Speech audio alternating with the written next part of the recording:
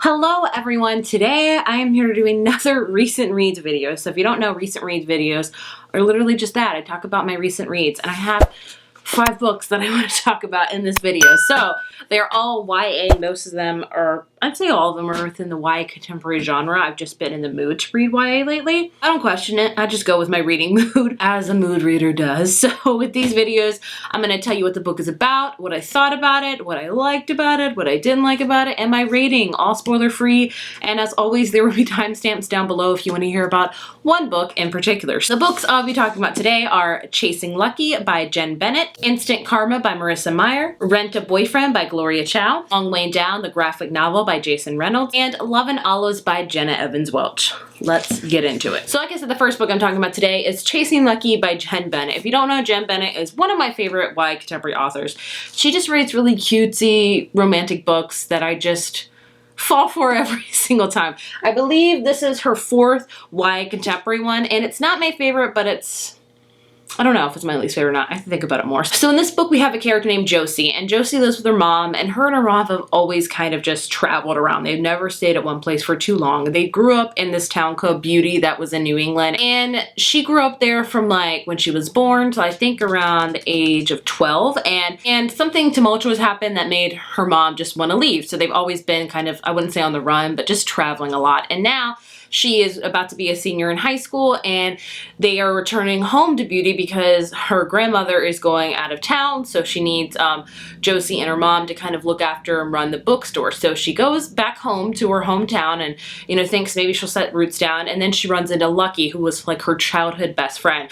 But now apparently he's like a bad boy, and he's like gossip around town is all about him, and Josie finds herself, you know, maybe getting a relationship with him. And that's basically what this book is about. I gave it a 3.5, I guess you could say. Yeah, you know, end of the year, bringing back half stars, why not? It wasn't my favorite Jen Bennett book. If you want to know my favorite, it's Alex Approximately, followed closely by Starry Eyes. I really enjoyed them both, but this one was good. I mean, Jen Bennett writes just really cute small town romances, and I love any book that's featured in a small town, as we know. So I love the whole vibe of Beauty. I loved how Lucky and Josie were kind of reestablishing their relationship because they hadn't talked in like 5 years, and they were like the best of friends. And so when Josie came back, you know, she was hesitant of like, how's it gonna be? Like, we haven't talked in 5 years, and what's gonna happen? So I did enjoy that. Also, there's a lot of family stuff in it because Josie has a very strained family life. Like, her father's kind of MIA. He's a photographer, and she wants to be kind of like him, but her mother despises her father.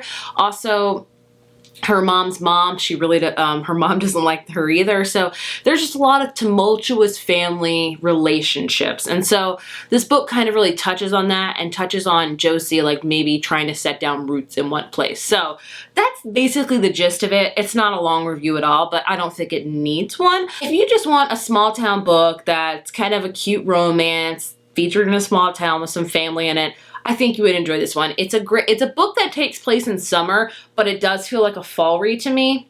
Does that make any sense? Probably not, but I enjoyed it.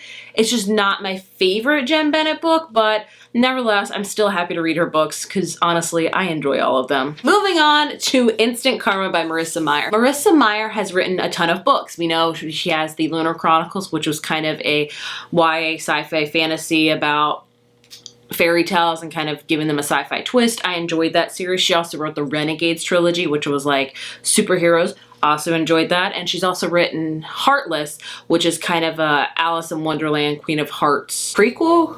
I don't know what the word is, but you know what I'm talking about. And now she has this. So this is her first kind of foray into fully contemporary. And I was really excited about it. And I have to say, it was okay. I didn't really love it. This is a book that I think I'm gonna forget about, honestly. Like, I think I'll remember the very, very bare minimum, and that's gonna be it. So we have a character named Prudence, and Prudence is very type A, very kind of controlling, very methodical in everything that she does. And so this book starts off right at the end of her junior year as she's finishing up like her semester-long project with this guy named Quint, who is the literal opposite of her. He's very easygoing, you know, he doesn't take things too seriously. And so they've been kind of partners all semester working on this science project. And, you know, it's the last day of school. That's how the book starts. And they have to present, and he's late, and, you know, Prudence judges him a lot, and they get a bad grade. Let's just say that. And so in order to kind of combat this, because Prudence can't have a bad grade, she decides to kind of redo it. And with that, she starts to go to this rescue center for extra credit, and she learns that this rescue center is actually run by Quint's mom. So they rescue like sea lions and seals and things like that, and kind of rehabilitate them and hopefully get them back into the wild or go to a zoo or things like that. Another part of this book that I think is so minuscule, but it's named after, the title's named after it, is at one point Prudence like bumps her head and loses conscious, and she wakes up with the ability to enact karma on anybody. So she sees something doing something wrong, like, you know, not throwing away something or spray painting or something, she'll just like snap her fingers and something bad will happen to them. And so it's like an instant karma. She can also, like, if she sees something good, she can also snap her fingers and something good will happen. And I don't feel like that needed to be in the book at all. Like, it just wasn't a big thing. I think it could have been something, but it was just so minuscule that I was like, why would we put this in there? And at the end, it just, I don't know, it just didn't make any sense at all. And the one person she couldn't, you know, enact karma on was Quint, quintessentially enough. So it's kind of like a hate to love thing. And that's about it. It was, I mean, I did like the fact that it really taught me a lot about animal rescue centers, about sea lions and seals and how they rehabilitate them, and how, you know, oftentimes people don't treat them well, and how they really do what they can for these animals and they don't get the proper funding as they need.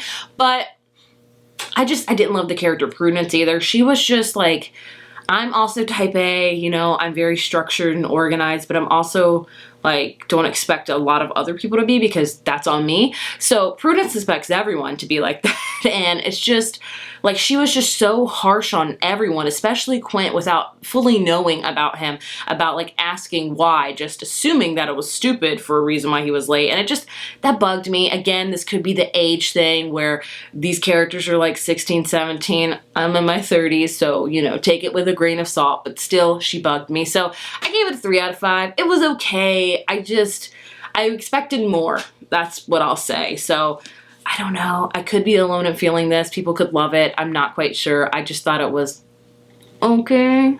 Moving on to Rent a Boyfriend by Gloria Cho. This is another YA Contemporary book that I just really adore. It's a ooey gooey, like, you know, chocolate chip. When you break open a chocolate chip, it's ooey gooey. Just YA romance that I adored. So this book, we follow a character named Chloe, and Chloe is going home for Thanksgiving with her Asian American parents, who are very adamant on her marrying another Asian American, and she does not want to marry this guy. She just loathes him. He's a horrible guy. So, and to kind of combat that, she goes in the site called Rent for Your Rent, where you can hire a boyfriend to like just appease your parents. And so she does just that. She hires Drew, and he accompanies her home for Thanksgiving to kind of just maybe get her parents to back off of this idea of her marrying this other guy, seeing that maybe she has another, you know, maybe seeing that she has an Asian boyfriend already that she's serious about, that's much better than this guy. And that's what the book is kind of all about.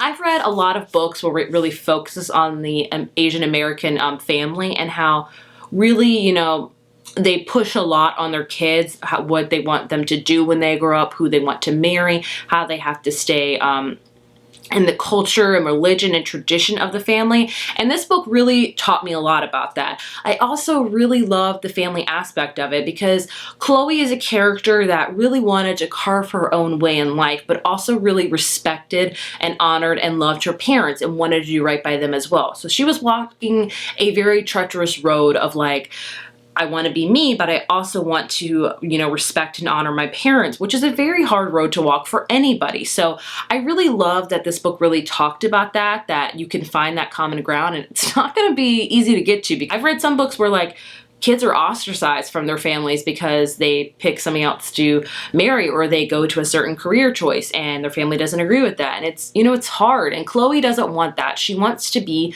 involved with her family because they're her family. So, you know, it's all about that, and also maybe she starts developing feelings for her, you know, fake boyfriend, and it's just cute. I enjoyed all aspects of it. I gave it a 4 out of 5.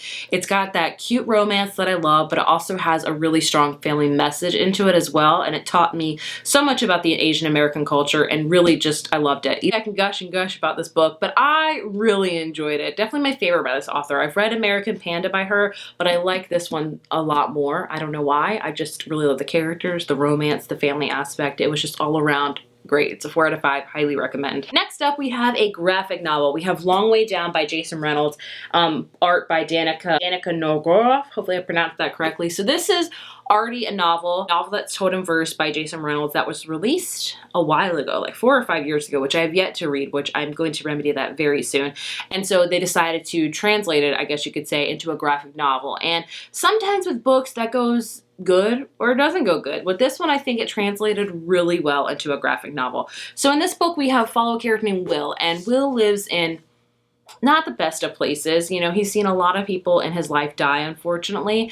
And in the beginning of this book, his brother that he's very, very close to gets shot and killed. And Will knows the rules that his brother taught him, that his father taught him. It's just been kind of passed down forever. And you don't cry, you don't snitch, and then you get revenge. So Will thinks he knows who killed his brother. So this whole book is about him going to this guy's apartment building, and he gets in the elevator and he has a gun, and he is going to go up to kill this guy that he thinks killed his brother. And each time the elevator floor goes down, surprisingly, somebody from Will's past that has passed away gets in the elevator. And it's like his father, his uncle, his friend, and they just really talk all about gun violence and how Will not do this because that's not who he is. And this book is really, it's a hard book to read for sure because it's about a lot of painful things. This guy has lost so many people that have been close to him through gun violence, and will this be the stop of it? Will be the stop of the gun violence? Will this end here?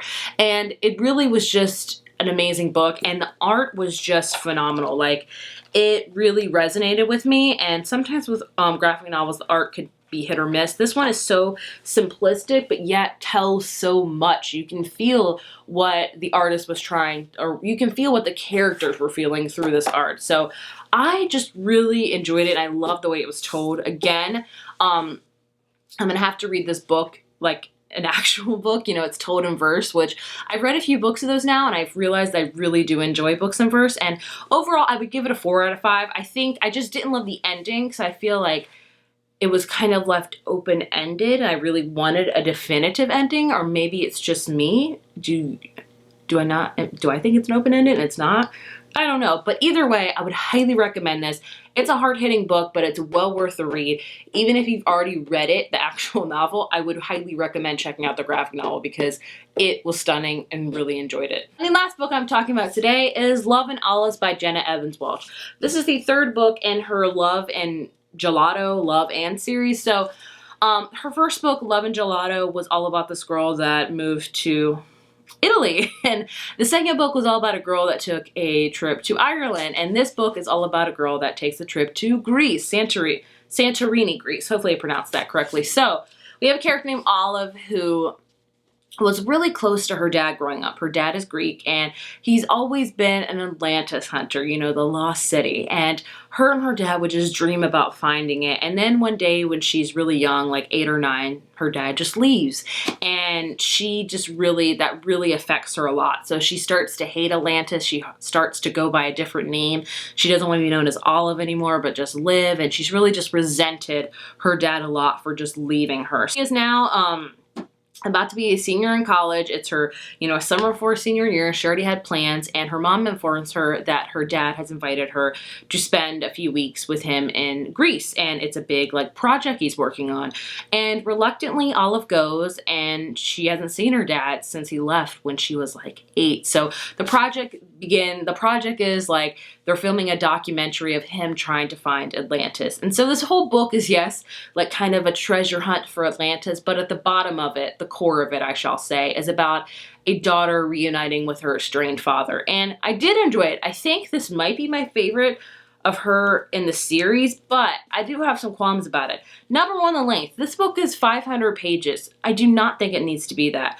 Whenever I hear a YA contemporary that's over like 400, I'm like, I don't know about that. And this one was that. I think it could have easily been like 400, maybe 350. That's just me. I did get bored at times. There was a lot to love about this book. I loved learning about Atlantis. I never really had much interest in it other than the, you know, old Disney movie that's totally underrated, but I just never, you know, was interested in it. But this made me really interested in it, and I love how each book makes me want to visit there so desperately. Like, this book made me want to visit Greece and like try, you know, feta cheese and eat Greek food and go to this bookstore that her dad owns, and it was just really cool atmosphere. There's also a small romance in this book that was cute. It wasn't my favorite. I think my favorite part of this book was just Olive reconnecting with her dad and learning some things about him that she had not known before. This also talks about mental illness. I don't want to go into it because I do feel like it would be spoiling it, but I do think it was important that they talked about it. I wish it was elaborated on a little bit more, and like talked about more, if that makes sense. But overall, I think I would give it like a 3.5 out of 5. It was a solid read. I'll remember it strictly for the, you know, that it takes place in Greece. It's a great summer read. In fact, I think this book was originally supposed to come out like in June. It would have been the perfect time to read it. So I would recommend reading it in summertime, because like summertime in Greece, like, yes. And just about any, you know, of daughter and father reconnecting and things like that. So I did enjoy it. Very heartwarming, just too long in my opinion. So there you have my thoughts and feelings on these 5 books. This video is probably really long, so I apologize. I would love to hear your thoughts on any of these books. If you read them, please leave them in the comments below. Thank you guys so much for watching, and I will see you in the next video. Bye.